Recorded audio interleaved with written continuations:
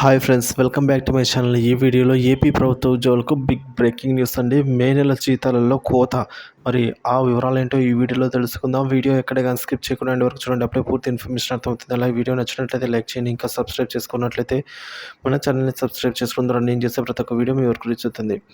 ఇక విషయానికి వచ్చినట్లయితే బయోమెట్రిక్ హాజరు పేరుతో సచివాలయ ఉద్యోగులపై చర్యలు తీసుకోవడానికి ప్రభుత్వం సిద్ధమైందండి. సో బయోమెట్రిక్ హాజరుతో సచివాలయ ఉద్యోగుల జీతాలలో కోత విధించబోతోంది. రాష్ట్ర వ్యాప్తంగా 35-40% మంది ఉద్యోగులు బయోమెట్రిక్ వేయడం లేదని గుర్తించిన ఉన్నతాధికారులు వీరి జీతాలలో కోత వేసే ప్రక్రియను మొదలుపెట్టారు. వాస్తవంగా వీరిని ఎన్నికల ప్రక్రియలో భాగస్వాములను చేయడంతో ఎక్కువ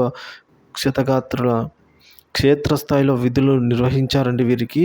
సో ప్రభుత్వం ఇదేది గుర్తించకుండా బయోమెట్రిక్ వేయలేదన్న కారణంతో చర్యలు తీసుకోవాలనే నిర్ణయంపై ఉద్యోగులు తీవ్ర ఆందోళన వ్యక్తం చేస్తూ ఉన్నారు.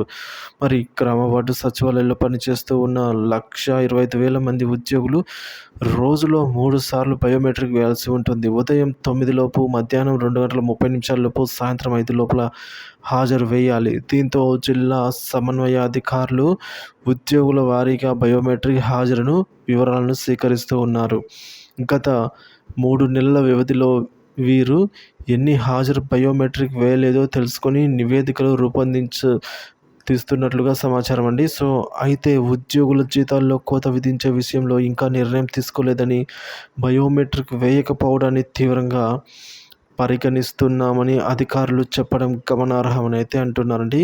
సో మరి ఉద్యోగులైతే మాకు ఎక్కువ క్షేత్రస్థాయిలో విధులను నిర్వహించారు.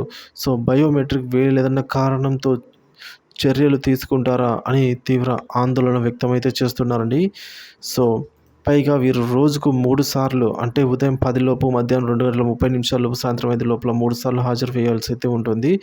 సో ఈ క్రమంలో ఎప్పుడైనా బయోమెట్రిక్ బై మిస్టేక్ తప్పిపోయి ఉండొచ్చు. సో ఇంత మాత్రానికే ఇలా చేస్తారా అని అయితే ఉద్యోగులు తీవ్ర ఆవేదన వ్యక్తం చేస్తూ ఉన్నారు.